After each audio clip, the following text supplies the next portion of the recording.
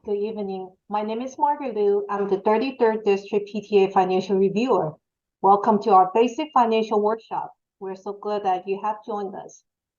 We want to share a few housekeeping items about this Zoom meeting before we get started.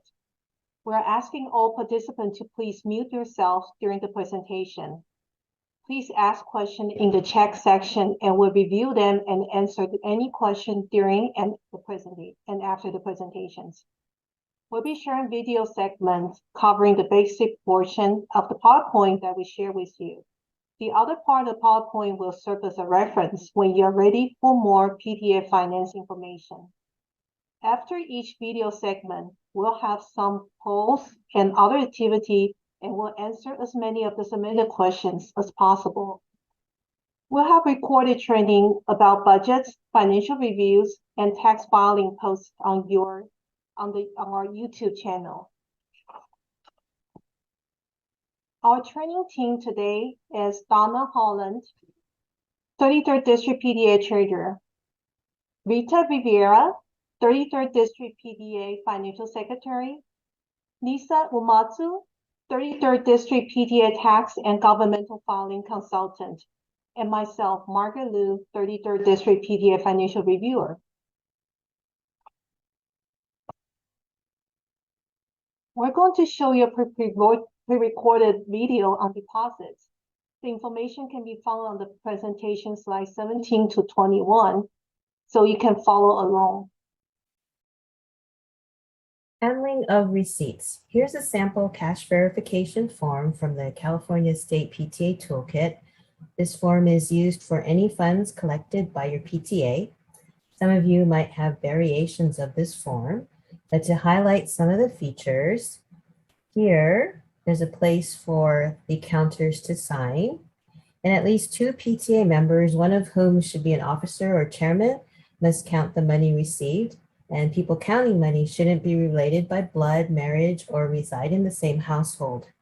Now here, over on this part, it should be co-signed by the person taking custody of the funds.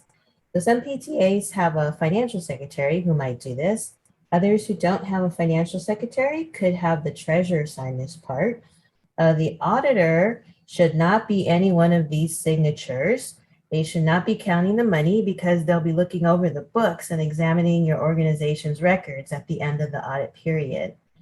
So once this cash verification form is completed, give copies to all signers.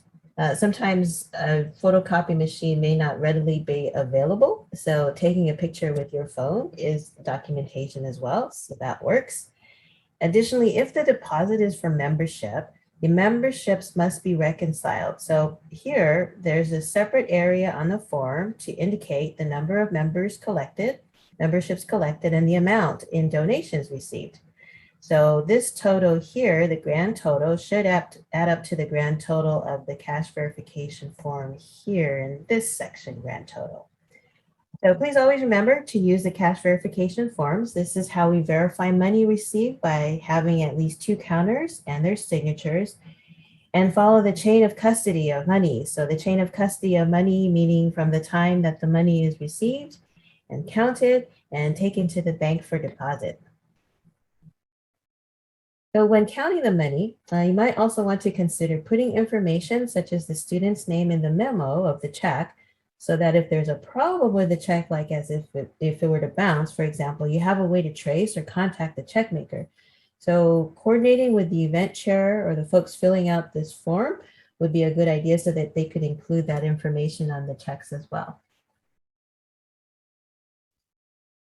Here's an example scenario of a situation we might find ourselves in. So your event's over and it's late and you kind of look around and there's nobody else around besides you, maybe a couple of others besides your husband and your 80-year-old son. So you're thinking, wow, this is great. My husband can sign and he can be the additional signature on the cash verification form. Great, right? No, not a great idea. So why is this not a great idea?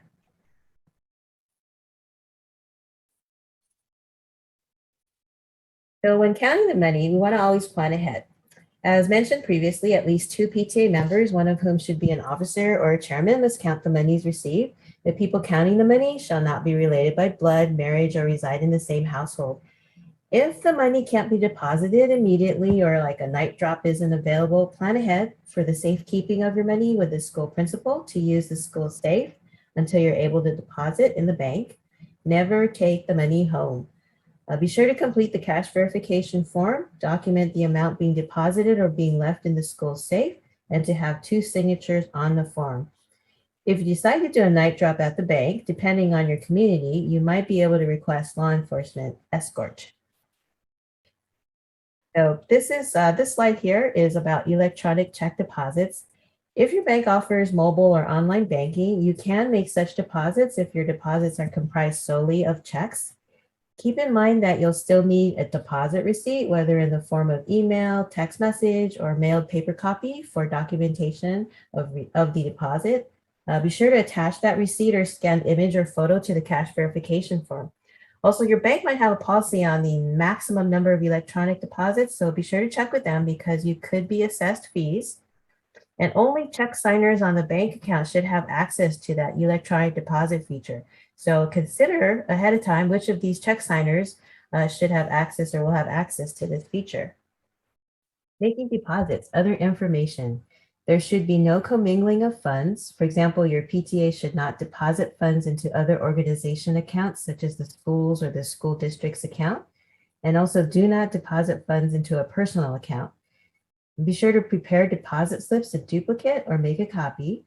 The original goes to the bank and the duplicate goes to the treasurer for their records.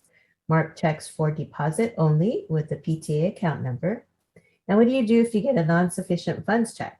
Well, you'll want to develop and use a system to identify these checks.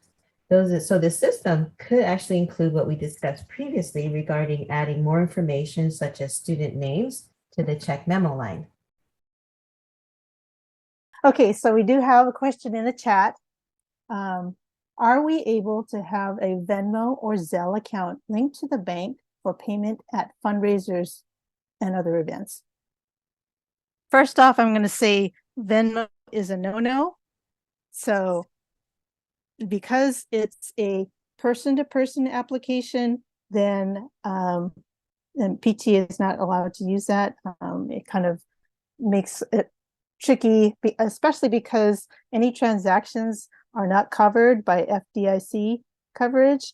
Zelle, yes, you can use Zelle. You can use PayPal. You can use Square. So you can use any bank application like Zelle. You can use these payment processors that have coverage. So does that answer your question, Elizabeth? And I'm going to say, does anyone else have any questions before we go? Oh, good. Does anyone else have any questions before we go into our interactive, what's wrong with this cash verification activity? Chatter up is also allowed. So once that's up, take a good look at it. And if you see anything that seems unusual, that might be wrong, go ahead and feel free to put it in the chat. I'm just going to say there are no math errors in there, so don't be whipping out your calculators. All right, so I'll give everybody a minute to look at this. We are looking for what's wrong with this cash verification form. And when you see something, go ahead and just share it with the group.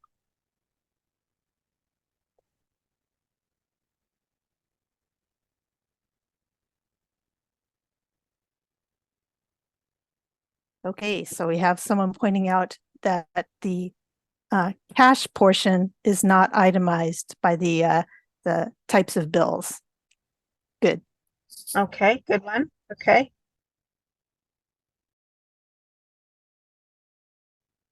Yes.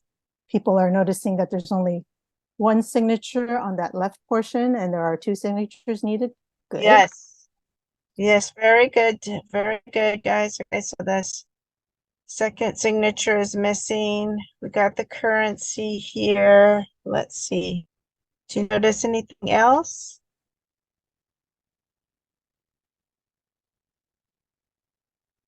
And we're going to say, yes, there is one more thing. It's a little subtle though. So Yeah, it's a little subtle.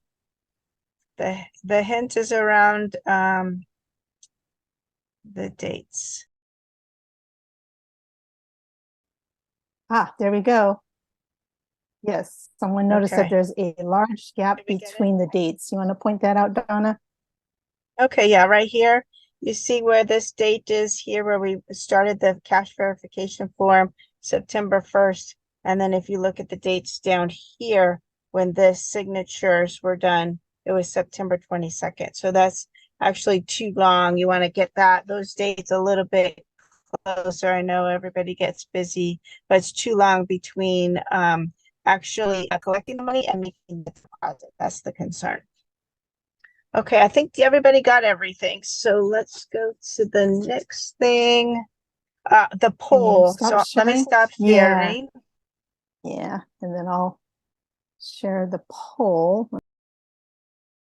Okay, financial knowledge check, multiple choice.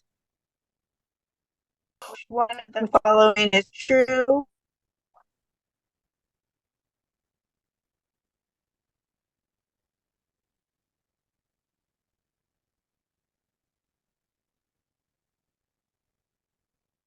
And we'll give it about a minute.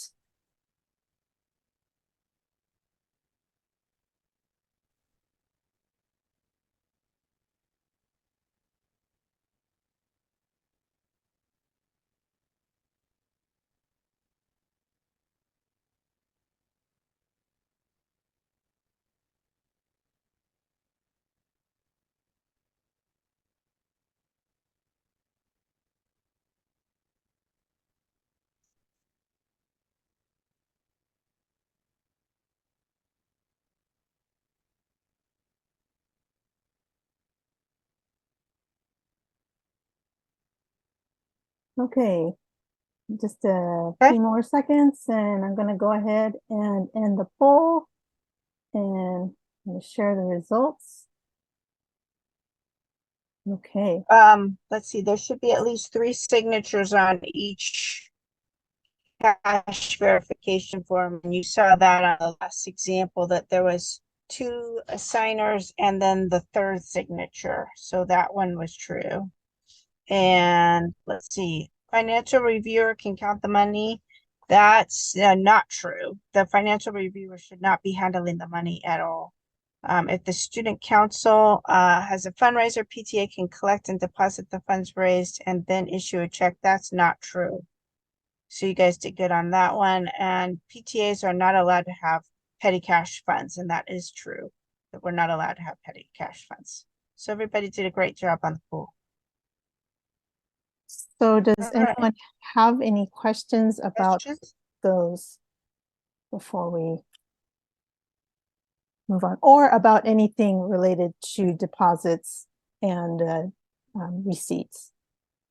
Yeah, because we'll go to the next section. Okay, Okay. I see a question. Oh, there's a huge question here.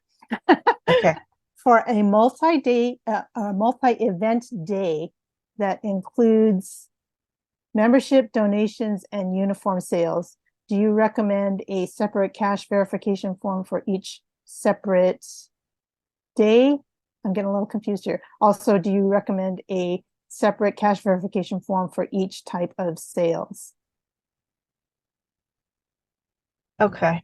So this is my answer to that question. It kind of depends. If you have, you have multi-event And a multiple week. days. Okay. Yeah, multiple days. Probably it would be best to do one per day.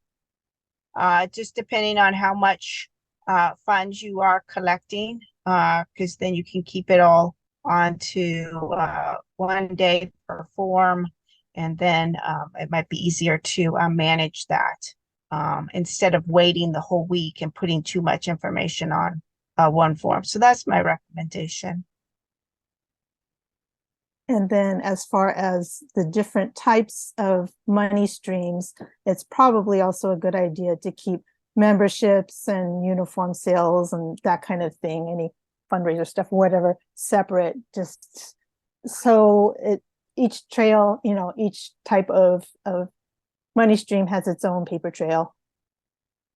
And then it's easier to pinpoint anything odd that happens if everything's on a separate sheet. Yeah. Okay, if there are no other questions, shall we go on? Okay. Yeah, let's go on to the next section. Back to you, Margaret. Okay. Next, we're going to show you a pre-recorded video on payments. The information can be found on the presentation slides, page 9 to 15, so you can follow along. We write this check. So when we have to pay bills, we need to know whether we can actually write the check. And the California PTA has actually issued this great flow chart, which I love because I love flow charts. And you just follow around on the outside. And if you actually stay on the outside track, you can write the check. So is the check approved in the budget? And has the expense been authorized by the association? And has a completed payment authorization form with receipts attached been submitted? You do not have to write that. They should be submitting their own payment authorizations. And has the payment authorization been signed by both the president and the secretary? If all these steps are true, then they can write the check. And if any of these other things if there's ever a no, then they have to go fix that before the check can be written. So that's a great tool to know when you can write the check. And this is a very similar, if you're not into flow charts, if you prefer words, this is kind of the same process of spending money. Has the money been budgeted? Has it been released by the association? And we'll talk a little bit more about that in a second. Has it been authorized by the board? Has the payment authorization request for reimbursement been submitted, complete with receipts and invoices and signed? And if so, then you can actually spend the money. Now, once you've passed a budget, that doesn't necessarily mean you can spend the money. The money actually has to be released at release is what we call it, at an association meeting. So if you know you're going to have some expenses coming up, you need to authorize the actual expenditure of it at the association meeting. So for instance, if you have a meeting in September, an association meeting, you should be releasing all your expenses that you're going to incur between September and your next association meeting. And if that's going to be, say, December, then you only need to release what you're going to spend through December. So for instance, if you're budgeted $16 a month for Zoom, that would be almost probably $192 for the year, but you only need to release the 3 months that you're going to be spending: October, November, December, maybe 4, depending on how the timing is. But you only need to release what you're going to spend at that time. So that is releasing of funds. Now, if you're going to spend it all, of course, release it all. So let's go back to writing the check. Payment authorizations must be completed for all expenses. The payment authorization should include the date, the check number, the payee, the amount to be paid, the budget line with the signatures of the president and the secretary. And the receipts must be attached. So all these things must be filled out completely, must add up completely. All the receipts must be there. And it's very important that the president and the secretary both sign. The secretary is signing in part so that it is acknowledged that it has been approved and in the minutes. And they're both, the president, of course, needs to know what's going on in the organization, so they should always sign. And everybody on the board is taking responsibility for the payment, not just you or actually even these individuals, but by signing, they're signing for the responsibility. So everything is very important to have complete signatures.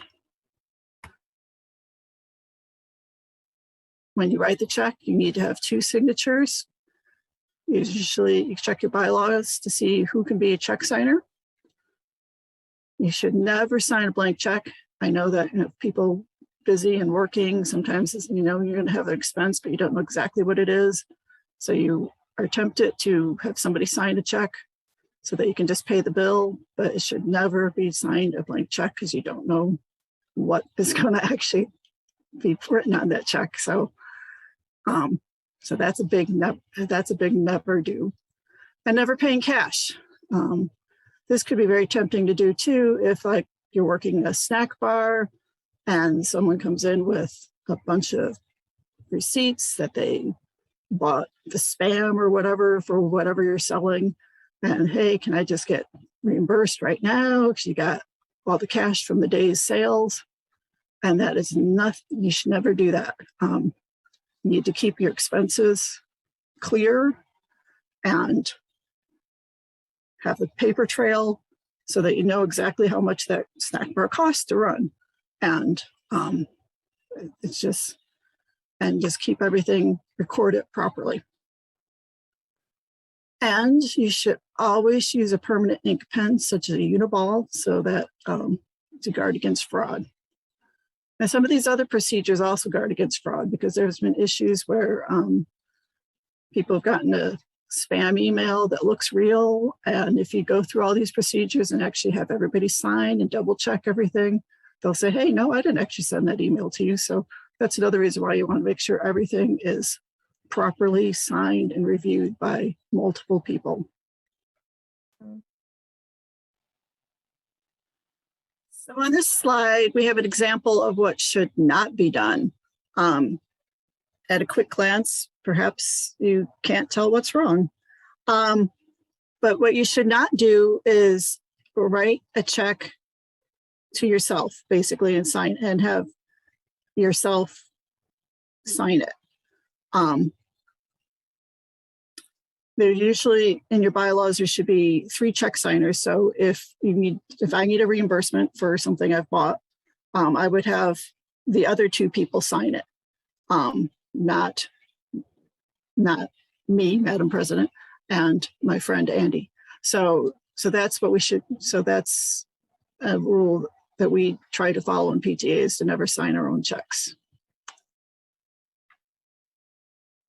And electronic payments, PTAs should not pay using credit cards and debit cards. It's okay to reimburse people who have used a credit card. So if our friend at the snack bar had paid with her credit card to buy all the snacks for the snack bar, it's okay to write her a check to reimburse her, but the PTA should not be going out with credit cards and buying things. If you can get a deposit only ATM card from your bank, that's okay, but it should not be an ATM card that allows withdrawals, only deposits. So, and this is very convenient if, late night after the snack bar closes, you can then go quickly make the deposit and not have the money sitting around. So that would be a great thing if possible, but some banks don't have that. So, and electronic payments with bank bill payment services are okay, but it has to be bank bill payment services like either banks and large financial processors. No person-to-person apps. So Venmo is person-to-person, so that's not allowed. But you can do Zelle, you can do PayPal, and Square is allowed. Now, electronic payments still require all the checks and balances. So we have an authorization for payment via electronic, and it's almost like a check. It requires the 2 signatures, 2 check signers. So president and treasurer, whoever the check signers are, and must be filled out very much the same way as a check with the date, who you're paying, what you're paying for, any receipts that you have attached. And so it's basically the same amount of paperwork as writing a check. It's just a different process. So we do have some questions in the chat. Some of them may have been answered in the process of this video. Someone is asking about the use of debit cards for expenditures. So yes, if someone uses their personal debit card and gets reimbursed, that's one thing. But as far as PTA having their own debit card, that's a no-no. I don't know if there's anything you want to add to that, Donna? No, nothing to add to that. And the main reason is that there's no sort of checks and balances. When there's a check, there are two people signing, but when there's a debit card, there's not that sort of cross-checking going on. Okay. Robert had a question. Oh, here we go. So Yeah, he had a question about the budget. I saw his question here. Yeah. So his question is, our yearly budget has line items. So when we have a budget, say for Red Ribbon Week, as I write checks, I'm assuming I deduct that amount from that line item. And actually, when you do that, Robert, and you're logging it all into PTEZ, your financial reports will be picking up, and you can run reports based off your budget versus your actuals to measure yourself on that. As far as deducting, you don't really have to do it yourself. It can be done through PTEZ through the reporting. Lisa, did you have anything to add to that? Oh, just that if they don't have PTEZ, maybe Robert can speak up and say what kind of tracking they're using at their unit.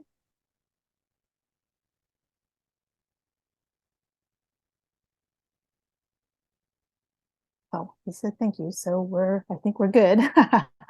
On the revised July 2022 form, it has a space for the vice president chairperson signature. Is that required too? So Yeah, I so have- on that, yeah, I mean, Lisa, you're our local SME here, but as long as it has the two signatures, I think is the important thing. Two people that have the authority to sign. Is that right, Lisa? yeah, I'm going to say that this is a little bit me talking off the top of my head, so we may want to double check this. But I think from a financial review perspective, then yes, we probably want to make sure we do have the president and secretary sign, of course. I do think somehow the vice president or the chairperson that's above those budget line items, they do need to be aware of what's going on.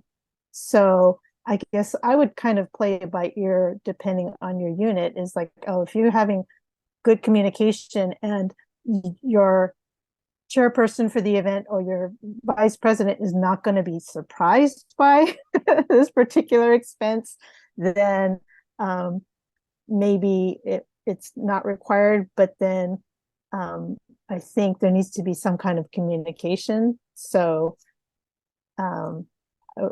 it might be good just to try to get those signatures. If there's trouble like getting the signature in person, maybe at least make sure that you're communicating with them so that they're not surprised by something showing up on their budget line items. So that's off the top of my head. I don't know.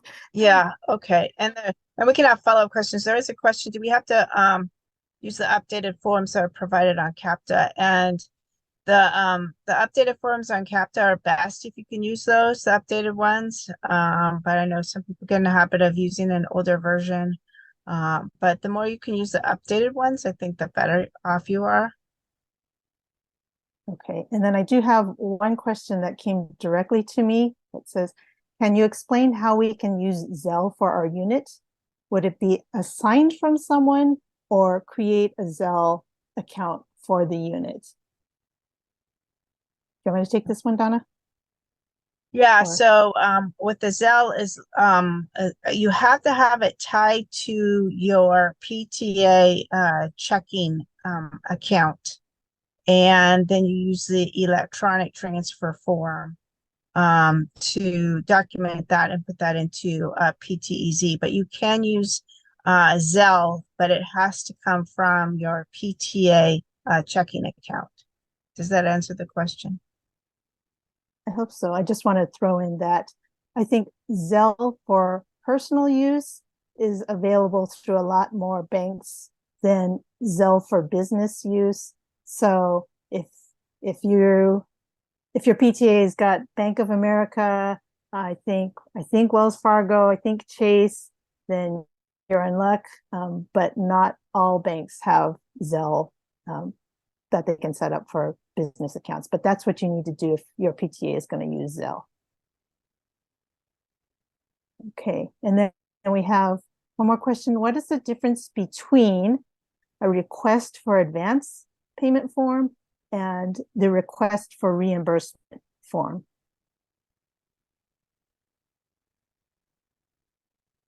Okay, so on the request for reimbursement form, that's the one that is probably going to be used the most often because a lot of times folks that are supporting your PTAs will be buying stuff for events and will be submitting receipts, and then they'll fill out the request for reimbursement form for to get reimbursed those the money spent. The advance payment form, I believe, is used for if you want to, let's say, we want to give money ahead of time to buy supplies. That's not used very often, and but that's what you would use for taking money out of the account to provide to somebody to buy a particular budgeted supplies. Anything to add on that, Lisa? Yeah, I would say that as a treasurer, keep in mind that giving someone an advance to buy something means more work for you because you're the one that's going to have to track them down and say, hey, where are your receipts documenting how you spent this advance? If they didn't spend it all, then you need to make sure that they give you back the unspent amount. If they spent more than what the advance was, then you're still going to have to issue them a check for that balance above. So I think you just want to reserve that for very particular situations where it's worth doing all that extra detective work and bugging them to get the paperwork back to you. Yeah, it's a lot cleaner for tracking, like Lisa said, if you do the request for reimbursement after someone submits all the receipts and stuff. Okay, did that answer the question?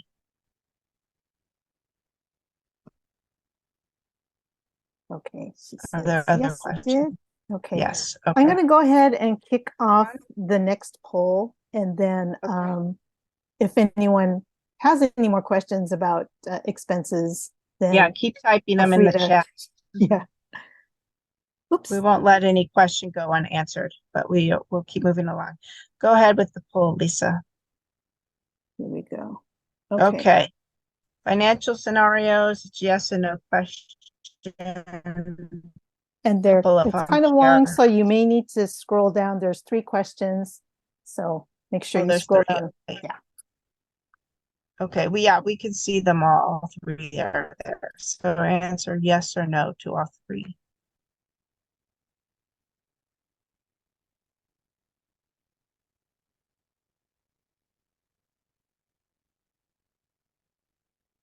Okay, number 1, the principal has a great idea for a program and ask the president and treasurer to issue $50 check to a vendor. Can they write this check? That's question number 1. Okay. Question 2, a volunteer brings a receipt for a previously approved expense. She's in a hurry, needs the reimbursement, and doesn't have time to fill out the payment authorization form. Can the treasurer write this check? And then the third question, the budget includes $500 for parent education, and the funds are released at the first association meeting of the year. The parent education committee meets and votes to have a speaker give a presentation and pay her $200. Should the president and secretary sign the payment authorization form? We'll just give it a little bit more, and then we'll Give launch your best into- guess if you're not sure. This is a learning for you guys. So if you're not sure, go ahead And just it's anonymous. it's anonymous. We're not going to track you down. Little answer at the end. Yeah. Okay, I'm just going to do a few more seconds here. And I'm going to end the poll. I was gonna say, are you gonna dock our pay if we get them wrong? No. Yeah. Absolutely. 50% off all you get paid. There we go. Sharing the results. Here we Exactly. go. Okay, so question number 1, the principal had a great idea for a program and asked the president treasurer to issue a check. The answer is no. So a majority of the people did get that right. Is there a question about why that's no? Be careful. If you have a question, I'll get up on my soapbox about principals and how much they pressure PTAs. Yeah, everything has to go through the approved budget. Okay, so question number 2, the volunteer brings a receipt and doesn't want to fill out the form. Everybody got that right? No. Okay, good job, everyone. And then the trick third question, the budget includes, $500, but they only give presentation payer $200. Should they sign the payment authorization form? And I think we're good on that one. Yes. Actually, this one was a trick question, Donna. Oh, it's a trick question. You're tricking me too, huh? Yes, I'm tricking you too, because the Parent Education Committee met and voted, but they need to present those plans to the executive board and get that approved there. So, okay. You can have like a group of people decide on something, but unless it's presented to the board to for approval, then it doesn't quite pass muster. So, okay. Yeah, so just for clarification for myself too, is that it had been approved to pay, what was it, the $500, but then a subset of people can't go in and change that value without going back to the board to get the approval. So it wasn't the amount, but it was the subset of people that were making a decision. Okay, I hope that makes sense to everybody. Okay. All right. And just continue to throw your questions in the chat as we go. And let's see, I think the next section, we're going to go to the next section now, right? Recording transactions, making reports. Margaret, back to you. Now we're going to show you a pre-recorded video on recording transactions and making reports. This information can be found on the presentation slide 22 to 28, so you can follow along. Rita, please. Okay, so now that you know about deposits and checks, let's talk about recording those transactions and then also making reports. So there are different ways that you can choose to record your transactions. And if we can go on the next screen, there's some examples. So the top 2 pictures are actually if you want to do your ledger by hand, there's a treasurer's book that's available for sale at the 33rd District office, and you can buy it for, I think, $5. And so if you prefer to write down your transactions, then you can use this. And so you can use a set of pages for each month. And then as you write down each transaction, you're also breaking it down into what category or categories it belongs to. Then on the bottom left, there's a screenshot of MyPTEZ. That's an online financial software that's been designed specifically for PTA. So you can go ahead and enter your transactions there. And then as long as you have the subscription, and it is a paid subscription, then you will have access to your information that you input. And then the beauty of it is that you can give access to other people to see that information. So then it's not like if you have a treasurer's book and then only one person has possession of it, and if it gets lost, then you're kind of out of luck. But MyPTEZ, that information will be there online for you. And then if you want to know more information about that, then you can go to myptez.com for the subscription prices, and then it will allow you to do a 45-day free trial just to see if it works for you and your your association. And then on the bottom right-hand section, we have an example of an Excel spreadsheet. So you can also put your information on there. And the only thing is you have to make sure that you have a backup just in case if it's on somebody's computer and their computer crashes and the data is gone, then that's a lot of work that someone's going to have to reconstruct. So hopefully each month you're printing out a hard copy, maybe you're making a backup to a cloud drive or something so that if something happens to the main data entry point, then you still have your information. So we're going to go on to the next slide, which is an example of a financial secretary's report. And so some PTAs will have a financial secretary and a treasurer, and some only have treasurers. So if you're a unit or a council that only has a treasurer, then understand that the financial secretary's duties that we're presenting here also would belong to the treasurer. So the financial secretary's report is going to include the itemized listing of receipts, the itemized list of deposits, and then depending on how your financial secretary's duties are set up at your PTA, possibly an itemized listing of authorizations for payment. And that's if those duties have been assigned to the financial secretary. So if you see on this sample here, then we have receipts and they're detailed so that anyone that's looking at that can understand where the money came from. Then you may kind of wonder why the list of receipts is basically the same as the list of deposits. And sometimes what might happen is you may have several different events on a given day, like maybe you'll be collecting memberships and you'll be selling spiritware. And so you might have two different sets of money on that same day, and you might want to deposit it also together. So in that case, then those two different receipts would actually show up on that same deposit. Okay, so this slide number 25 basically just says what I just told you. So we're just going to hop on over to the next slide, which is a sample of a treasurer's report. Okay, so a couple things we need to make clear that this treasurer's report is going to include all of your deposits and all checks written during that period. So in this example, it's October 2020. And so all the checks that you wrote during that period are going to be on here, even if they haven't cleared the bank. I'll get into that a little later. And then all of your deposits will be on here. Also, you want to make sure that you're including other transactions that are not specifically checks or transfers or deposits, because if you're lucky enough to have enough money to be making interest, then you want to make sure that you include any interest payments from the bank. If you have Totem, you might be receiving membership payments through Totem. And so make sure that you include those.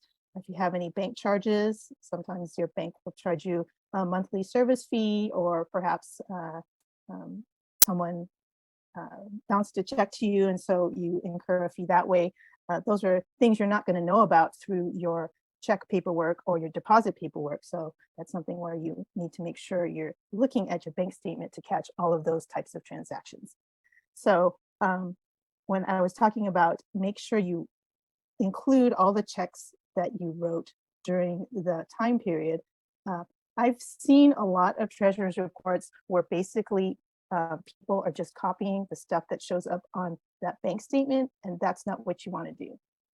If you have a check that you wrote during the month of October for $500, for example, and it doesn't clear your bank, you still want to make sure that you include it on your report, because that's $500 that you've committed to spend, and so that affects your bottom line. So for your treasurer's reports, you're going to probably be doing two kinds of treasurer's reports. The treasurer's reports that you present at your board meetings, because they happen every month, then your treasurer's report will cover the previous month. However, for your association meetings, if they also occur every month, then you can still be using monthly reports at your association meetings. But quite often, PTAs have association meetings less frequently. So for example, if you have an association meeting in October, and then you have one in January, at your January association meeting, you want to make sure you're not reporting just what happened in the last month, but actually what happened, any activity that happened since the previous association treasurer's report that happened in October. So for both types of treasurer's reports, you want to make sure that you have a treasurer's report for each bank account. Some PTAs may have a general checking account, they may have a savings account, they may have an e-commerce account for electronic deposits and electronic payments. So each of those, the activity for each of those needs to be included in the treasurer's report. And then for each bank account, you must include the beginning and ending balance for that period that you're reporting on. And then all of those transactions, those checks, those deposits, and those extra transactions like interest income, totem deposits, bank charges. And what you want to make sure you do is that you want to make sure that your board members or your association members can see what it is that you're reporting on. So either distribute copies at the meeting, you can, if you're in person, then you can maybe project it on a screen, or if you're having a Zoom meeting, you can actually just share screen and share present it there, as opposed to just not giving them anything to refer to and just rattling off all these numbers. You want them to be able to see what's happening in your bank accounts. And so if there are any questions, then they'll be able to refer specifically to any transactions they have questions about. In addition to sharing that financial information with your board and with your association meeting, then we say that you should provide a copy of your unit treasurer's report to your council so that they can check and make sure that you are being sufficiently transparent with your board and your association. In addition to presenting treasurer's reports at the meetings, and there are some other things that you need to make sure you take care of in presenting information to your board. You want to make sure you present your treasurer's report, and if your board has the financial secretary's report. Also, you want to present expense authorization or bills to be paid. This is so that you, as a treasurer, are not stuck being the gatekeeper, saying thumbs up, thumbs down to any expense that comes by. You can present it to the board, and you as a board discuss it and decide whether those bills should be paid. So anytime you feel like the pressure is on you to make a decision, just remember that you can go back to the board. That's what PTA procedure is there for, to help all the officers and know that any decisions are team decisions, board decisions. And then make sure you're keeping track of your budget. And if you're able to present a budget versus actuals report, that would be great. But at least keep in mind any budget line items that you're kind of getting close to the limits. In that case, you may need to present a proposal for a budget change to your board to see how they feel about that.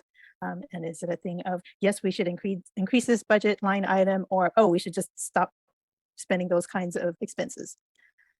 Reporting to the association, it's a little bit different. Again, you're presenting your treasurer's report. Then you want to make sure you present a list of checks or payments that have been made since the previous association meeting and present that for ratification. So even though expenses have been approved by the board, ultimately the association gets to see what happens with your financials. So make sure you present that for ratification. You're going to want to make sure that any new activities or programs and any changes to the budget are reported to the association and approved. And then we want to make sure that we release funds. So what that means is that even though at the beginning of the year, the association approved your budget, that is not permission to spend the money. So what you need to do is figure out which line items, what kinds of expenses you're going to need to spend up through your next association meeting. So for example, if we had an association meeting in October and then the next one isn't till January, you want to make sure you release the funds for those expenses that are going to happen up through January. And then again, if you can do a budget to actuals report, ideally, we want that to be at least quarterly so that the association can kind of see how you as a PTA are doing, then go ahead and present that information too. All righty. We do have one question in the chat. when doing a transfer from savings to checking, does that need to be input on the treasurer's reports? Also, does that need association approval? Okay, so if you're going to do a transfer from, let's say your savings account to your checking account, and you can do it electronically, let's say on your bank's website, you do need to fill out two forms. One is that you are depositing money into your checking, so you need that form, and then you need the transfer from the savings account that you're taking the money out of that account. So you actually need two forms. And then if you have PTEZ, you put those in as two separate transactions, and then it will automatically come out on your treasurer's report into PTEZ. But if you're doing it by hand, yeah, you'll have to put it in two lines there. One taking it out, one putting it back in to the two different accounts, because those accounts are separate. And then does it need association approval? If it's already in your budget and your budget is approved by your association, then you should be good. But if it's something that's outside of a budgeted line, then you would need to have to go back to your association to get approval for that. Okay, anybody from the team have something to add to the answer of that question? Just that there is on the CAPTA's website, there is a specific form for transfers. And I think you need a couple of signatures on that, just like you would on any other financial transaction. Okay, next question. What does ratify checks mean? That's a good question. So when you, as the treasurer, you're writing the checks, and I think in some PTAs it's the financial, not the financial secretary, but Lisa, help me out. Who is the person that ratifies the checks for us on ours? Oh, well, we have a budget and finance person, so that's. Yeah, we have a budget and finance person. Most PTAs don't have that, but what happens is when you write a check, it goes against, a budgeted item. Then at the next association meeting, you want to ratify those checks, and you want to say that I wrote those checks, and then you put a line for a list of all the checks and what they were for. And so there's transparency for those checks. And so that gets voted on at the association. Okay. Next question. I'm going to just jump in and say, you want to add something? Of course I do. Because the association, they've only been approving releasing of funds. So maybe you said, oh, can we release $3,000 for the fall carnival? But it's your executive board, your board that decides, oh, yes, we want to pay this vendor. Oh, we want to reimburse this person. So the board gets to see all those details before the checks are actually written. But the association, all they know is that, oh, we said that you could spend up to $3,000 for this event. And so ratifying checks gives them the chance to see the actual details of what went on. So that's my 2 cents. Okay, thank you. Sure. Do you have another question, Lisa? Well, there's one asking if people will be getting a copy of the slide presentation. And for those of you who registered, I think before Sunday or Saturday, was a Saturday, then those was already sent out to you. And then actually we had someone send it out earlier today to the people who had signed up. But if you still don't have it, Denise, we can get it to you. So go ahead and I know you know our emails. So if you haven't received it, then let us know. If anyone else has not received it as of earlier today, then go ahead and you can put your email in the in the chat, and then one of us will get it to you. Okay. All right. I think we've addressed the questions that were in the chat. Keep them coming, and we'll go to the next section here. And we have another what's wrong with this? And we're going to do treasurer's report this time. So report for October. That was the previous month. Very good. Very good. That was one of the things.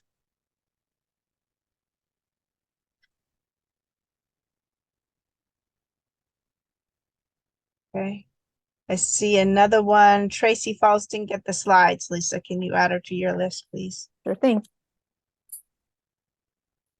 Okay, still looking for what's wrong with this treasurer's report.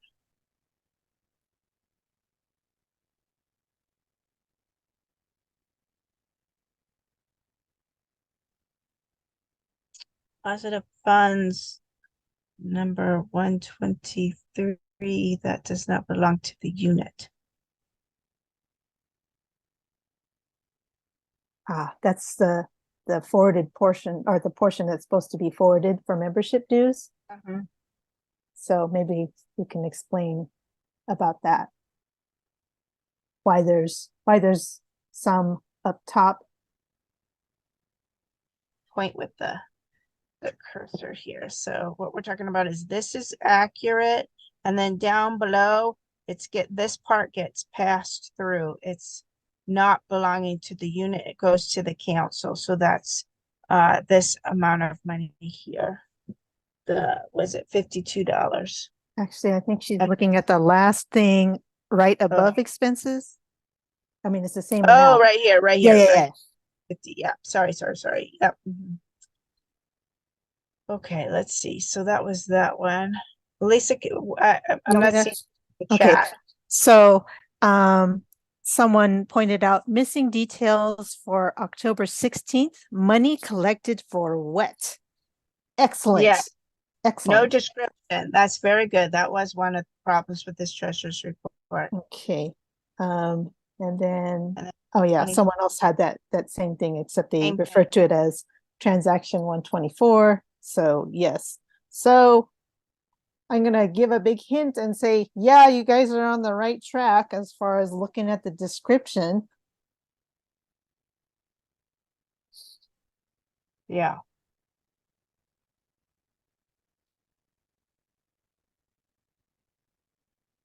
So maybe if Right. you look at the description of the checks, dot, dot, dot. Yeah. So what Lisa's alluding to is the same issue that's up here where there's no description on this one for 124. Also, these are here. There's no payee right here and So no there's, description. right. And then there's there one anything- more. Yes, One there's one more. more subtle, or well, there are actually two more subtle ones, but they both kind of go together. Yeah, they're very subtle. Missing check, payee. Yep, got that one. Balance on hand. Okay, Not pay. check There it you out. go. You got it. Very good. Very good. Yeah. So here, both at this location where it says bank statement and this where it says bank statement, it should say balance on hand, not bank statement. Balance on hand. Yes, and then Yeah, and Casey, president paid for exactly. Yes. That's also another one. and that's it. Okay, good Good job, everyone. job. Okay, I'm going to stop sharing and let's just double check and see if there's any more questions in the chat before we go back to Margaret, I think. Is there any Yeah. other question? Okay, because you have the district finance team here at your beck and call. Yes. So We have extra time here on our training. It went really well. So yeah, we'll just pause here. This is your opportunity to ask us questions. The current financial team and Lisa continues to support us as the past treasurer. Okay. And there you go in the chat. There is a link to all these YouTube videos from the 33rd District PTA website. There is a question about taxes, and we do, actually, Lisa's now in charge of taxes for us, and we do have some training coming up on that, coming out soon. So you'll see advertisement for that. We're working on it. And if you just can't wait until our training, there is one from last year that is at that very same YouTube channel. So Yeah. we've got resources for you guys. Yeah, and we do have she has her tax email too, if you have an immediate question. I see Rita's put in the survey link for us. Thank you, Rita. So please help us out. Let us know if this training is working for you or if there's something we can approve. It looks like, let's see, do we have another question? Yes, we do. Is the financial secretary allowed to count deposits? Yeah, so the financial secretary can count deposits. It's the financial reviewer that you want to not have count any of the money, because they're going to go back and audit or financially review your book. So yes, the financial secretary is allowed to count deposits. Okay, next. For a new PTA with mostly new people, what are the most important things to do first? That's kind of a tough question, and maybe that's something we can take offline. I think once we get done with everyone else's more general questions, and if you want to stay on afterwards, then maybe you can give us a little more detail. Yeah, I would just say, because, you know, I've been newer to some of these roles too, and you just want to make sure that you ask questions if you're not sure. We're all here to help you, and you want to make sure you keep good track of the funds. And so, you know, if you have any question whatsoever, don't hesitate to reach out. And as far as making sure your books are good, if you had, you know, a previous PTA that did a financial review of your books, your treasury report, your reports to your bank statements, and you've been able to reconcile that, that's a good place to start and make sure you go forward. But if there's been some gap, then that might be something that, you know, we might need to address individually to your PTA, like Lisa said. But there's no bad questions. We're here to support. I'm checking my emails daily, and I know the financial team is too. So don't hesitate to reach out to your councils and to the district if you have any questions. Can the PTA pay a sole proprietor without a federal tax ID and without workers' compensation insurance? For example, a photographer on a school campus, would the standard insurance cover this? And as far as I understand, I think our AIM insurance would cover you in that situation. Lisa, do you know anything different? Yes, you are allowed to, if it's a sole proprietorship, then actually they're not, in California, they're not required to have their own workers' comp. So, but then you need to make sure you add them onto your workers' comp report that's going to come due in January. So then they're going to count towards the amount that you need to pay for workers' comp. So I think there's going to be some insurance information that comes out later. If it's something really dire that you need more information, then maybe you can stick around, or you can email one of us with more details. Yeah. I'm going to say someone else dropped a question. How does a financial reviewer help each month? Margaret, you want to answer that one? You're our financial reviewer.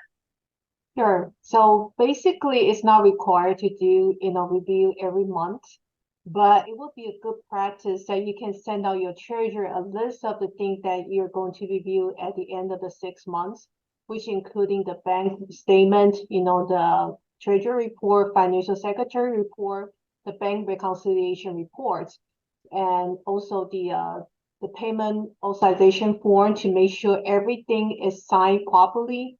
So that would be a procedure that you can get your treasurer ready for the audit, for the financial review. So that's something that the treasurer could work on and become the good habit. So later on, when it's time for financial review, they won't have to scramble to get the books ready. Does that answer your questions? Yeah, thanks, Margaret. Okay, next question I have, I think in the chat, is there a timeline for treasurer duties? And if you go to the CAPTA website and the 33rd District website, there's a lot of resources there. Basically, you'll want to make sure that you're running your treasurer's report and PTEZ monthly, and making sure you stay on top of the reimbursements that need to be sent out. You don't want to save everything throughout the year. You want to try to, address things as they come up. So as far as the timeline for the treasurer's duties, it's basically from month to month. It's pretty similar. So you just want to stay on top of things. But if you have more specific question than that, you can put that in the chat. But do go to the resources on the websites. Can you go over the check request procedure again? Where can I find the forms? So I think we did put a link to the forms on, it's from the 33rd District website. That should be here in the chat, but if somebody from my team could go ahead and put that link in again to where the forms are. Here, I'm gonna put CAPTA's. There you go. Okay, you can get all the forms from the CAPTA website. And let me see if I have the check request procedure. Let me see if I have the slides open, if I can go to that page. While you're looking for that, I got a direct message reminding me that there is a Spanish financial workshop that will also be offered. I believe it's on the 18th. Daisy, you can correct me if I have that date wrong.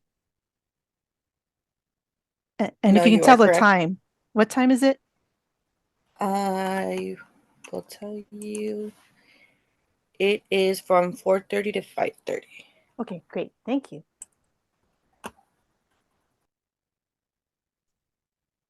So that should be up Okay. on the website soon. Okay. All right, so let me see. The question was the reimbursement, right? Let me share my screen again then. Yeah, here. No, it was actually Question. request for advance. Ah, The question was check for request procedure. So if need to get money for to have change available, I have to pull it out of the bank and I have to write a check. I just don't know how that Okay. procedure is. Norma, can Okay. you clarify? Yes. You, So are I you have a talking book- about having a change? Yes. If you're So asking I have, about having a change fund yes, for an but event?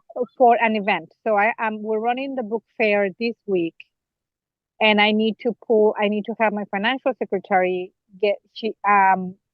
have money in change so that we can use at the fair, but I need to do a request and I'm kind of confused about it, and I just want to have the details because I actually need to do it like tomorrow morning. So does it make sense? Like, it is for a change, but I know I have to write a check. Who do I write it to? And then that person goes to the bank. Is it my financial secretary? And then they will go and cash the check from the account and get however, like how many ones and whatever change they need. So it could be your financial secretary. It could be maybe the chairperson of the book fair. I mean, you know, just as long as you're doing that paperwork, you know, where the Okay. president signs off on it, the secretary signs off on it, that it's clear that, oh, you're writing the check to somebody in particular, Yes. and not making it the check out to cash, but making it out to a person. And then Yes. so that person, you know, is sort of on the hook for being responsible, making sure that that change fund is safe and makes it to your event. Okay. So Safely, it really right? doesn't matter who it is too. No. Okay. So it's just as long as it's a person that will be responsible for that change to be brought back. Yes. Okay, perfect. Thank you so much. You're welcome. Who is supposed to I'm get sorry. the One more thing. And is that and I write the check exactly as I would like for a reimbursement, right? It's just instead of a reimbursement form, I will have a request. There's a Form. different form for the advanced, right?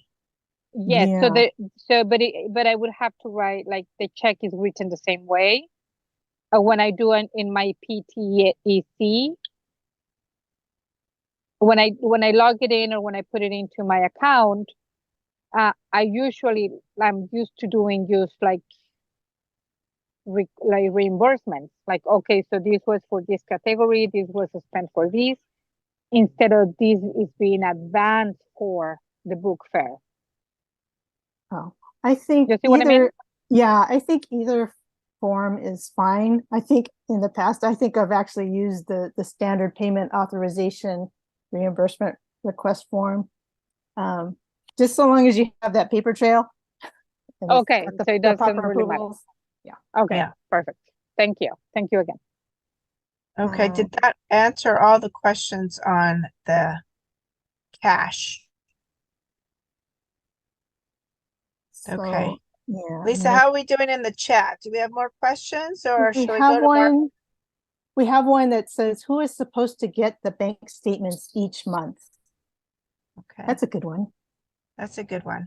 So, as the treasurer, you and your president should be, check signers at the bank.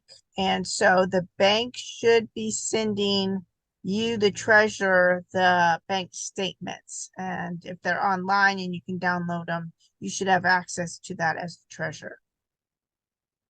But as part, maybe Margaret can speak to the bit about having a non-check signer sign off on it.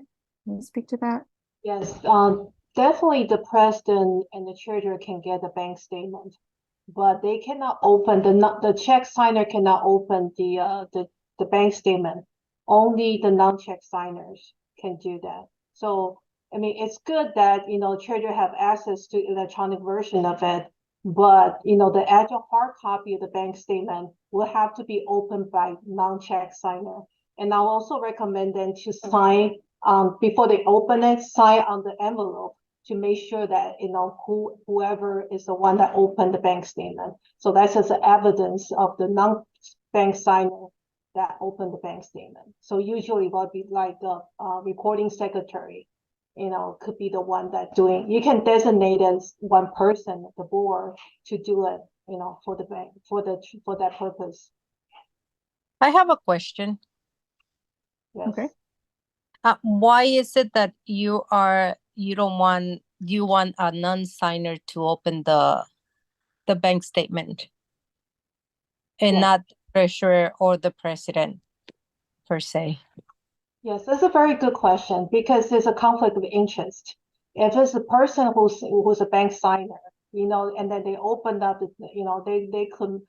they could try to manipulate the data, the record saying, okay, we're paying certain people is how much money, or the financial secretary, when she deposit the money and she doesn't have a record of it, she could try to, or if she receive more than what she deposited.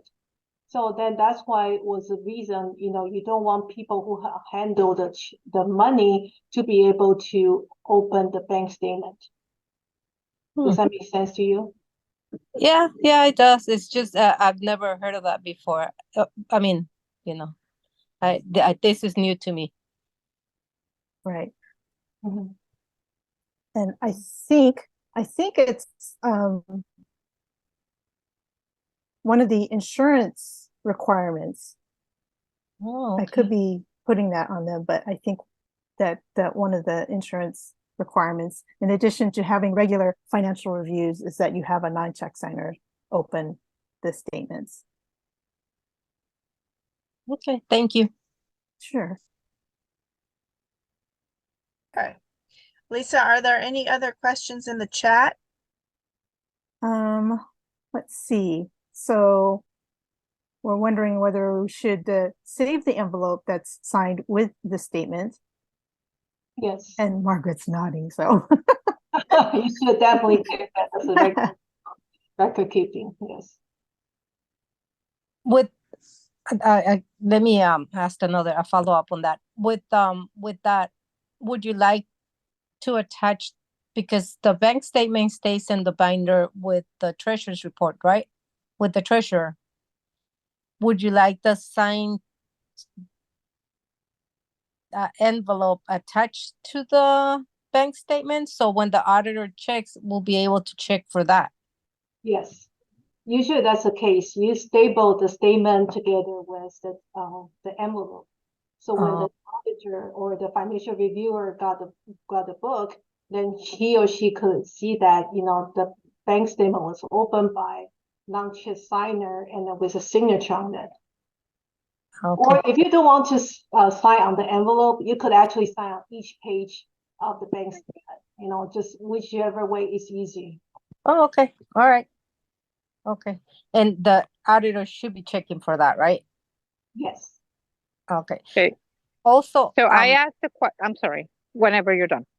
oh, okay. So also the bank statement, the physical bank statement should go to the school, not to a house, right? Not to someone's house. Yes, it should definitely go mail to the school, and then you pick it up from there. Okay. Okay. Thank you. Okay, I think we're gonna wrap this up. If there are any other questions, we can do that after we finish wrapping up, just so other people can leave. So. All right, well, let's go to Mark then to close this out. Okay. We're at the end of our time today. Thank you for joining us, and we hope this training has been helpful. For more information about PTA finances, please contact your council's financial officers or visit our website, 33rdpta.org, or California State PTA's website, capot.org. For recording of previous trainings, financial and otherwise, visit our YouTube channel at youtube.com. Channel name 33rd District PTA. Also, our contact information is on page 2 of the handout. If you have additional questions or ideas for topic that you'd like us to cover training on, email ptatraining@33rdpta.org. Thank you and have a wonderful rest of the evening. Okay, thanks, Margaret. And that concludes our training. But if you do have further questions, feel free to stay on, and I'll stay on and answer any questions you have.